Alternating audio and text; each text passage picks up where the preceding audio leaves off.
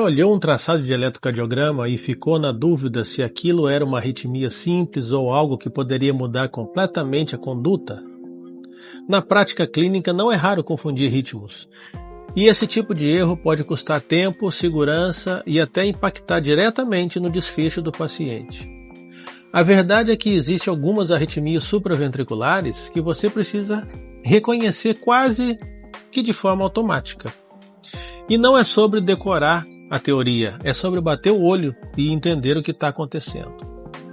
Nesse vídeo eu vou te mostrar de forma direta, prática, como identificar as 3 das principais arritmias supraventriculares que você vai encontrar no seu dia a dia: fibrilação atrial, flutter atrial e a síndrome de Wolff-Parkinson-White. Se você entender bem essas 3, a sua leitura de eletrocardiograma já sobe de nível imediatamente. Então agora vamos direto para o que interessa. Primeiro, vamos falar então da fibrilação atrial. A fibrilação atrial, ela é uma arritmia supraventricular, extremamente comum na nossa prática clínica. E qual é o raciocínio dela? Vamos pensar. Então aqui você precisa ser simples e rápido, né? Então vamos lá. Primeiro, ritmo irregular.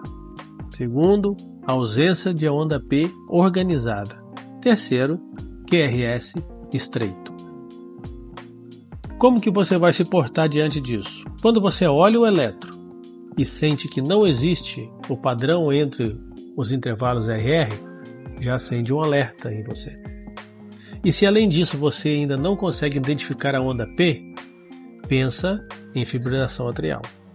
Beleza? A linha de base na fibrilação atrial, ela é ondulada, ela parece umas pequenas ondulações, ela não forma uma onda P clara, como as que a gente está acostumado no ritmo sinusal, aquela que precede o QRS, ok? Então na prática isso vai aparecer em muitos pacientes, os idosos, os hipertensos, cardiopatias estruturais, ou até em algum contexto agudo, por exemplo, infecção, desidratação. Então, nesses contextos eu posso encontrar fibrilação atrial. E aqui vai um ponto bastante estratégico para você. Nem toda fibrilação atrial você precisa reverter imediatamente. Mas toda fibrilação atrial você tem que calcular o risco tromboembólico do paciente. Tá vendo? Então não é só você olhar o traçado, você tem que gerenciar o paciente como um todo. Não deixe nunca de analisar o contexto. Então agora vamos para a segunda. A segunda arritmia supraventricular mais comum é o flutter atrial. Mas o flutter atrial é mais organizado do que a fibrilação, o que ajuda muito no diagnóstico. Porque, vamos lá, qual que é o clássico? O clássico é o padrão em dente de serra. Guarda esse nome, dente de serra. Principalmente nas derivações D2, D3 e AVF, que são as derivações inferiores no eletrocardiograma. Então, olha só. Diferente da fibrilação, o flutter costuma ter uma frequência regular. Geralmente ali bate em torno de 300. Mas quando você olha o monitor, você não vai encontrar 300. Por quê? Porque dentro do nódo AV existe um bloqueio. E qual que é o bloqueio mais comum que tem dentro do nódo AV? É um bloqueio 2:1. Então, se o bloqueio é 2:1, ele faz com que a frequência do flutter gire em torno de 150.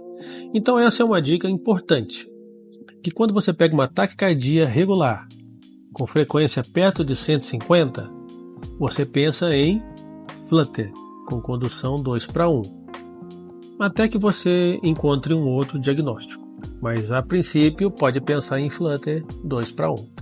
E se você ainda tiver dúvida no diagnóstico, você tenta procurar entre os QRS o dente de serra. Às vezes estão escondidos, mas quando você acha aquilo, o diagnóstico é muito rápido. Então aqui num erro muito comum. Muita gente confunde o flutter com taquicardia sinusal rápida. Qual que é a diferença? A diferença é que o Flutter não existe aquela onda P bonitinha antes do QRS que a gente está acostumado a enxergar no ritmo sinusal. Mas no Flutter existe um padrão de ondas atriais, certo? Então agora vamos para o terceiro. O terceiro é a síndrome de Wolff-Parkinson-White. Aqui o raciocínio é um pouquinho diferente, porque como diferente das outras duas, aqui a gente não está falando exatamente de uma arritmia isolada, mas de uma via acessória, que pode gerar várias outras arritmias. O que eu quero dizer com isso? O principal achado no eletrocardiograma em ritmo sinusal é a pré-excitação ventricular. Guarda esse nome, pré-excitação ventricular. Né? Falou em Wolff-Parkinson-White, tem que ter pré-excitação ventricular. E como que você reconhece isso no eletrocardiograma? Olha só como é que é fácil. 3 coisas principais você tem que olhar. Primeiro, o PR é curto. Geralmente ele é menor que 120 milissegundos. Existe uma onda delta, que é aquele início do QRS mais lentificado. Ele fica mais alargado, o início do QRS. Olha só, vou falar um pouquinho mais da onda delta então para você. A onda delta é o diferencial. Quando você olha para o QRS, ele começa de forma lenta e depois ele acelera, você pensa em Wolff-Parkinson-White. O que acontece na prática? O perigo está na arritmia associada ao Wolff. O paciente pode apresentar um ataque supra ou reentrada e, em casos mais graves, a fibrilação atrial. Se essa fibrilação atrial conduz pela via acessória, você imagina que uma fibrilação atrial conduzida pela via acessória, ela vai trazer frequência ventricular muito alta, porque ela vai passar direto, sem a interferência do nó atrioventricular. E aqui entra o ponto crítico. Alguns medicamentos que são usados nas arritmias, no Wolff-Parkinson-White, ela pode ser muito perigosa, porque ela bloqueia o nó do atrioventricular e ela deixa a via acessória livre. Então todos os estímulos passam pela via acessória. E isso muda completamente a conduta. Isso pode ser muito grave e perigoso para o paciente. Então olha só, a gente já entendeu as 3, vamos amarrar tudo aqui agora. Primeiro então, se o ritmo é irregular e não tem a onda P, você pensa em fibrilação atrial. Se o ritmo é regular, a frequência é perto de 150 e você vê o padrão em dente de serra, pense em flutter atrial.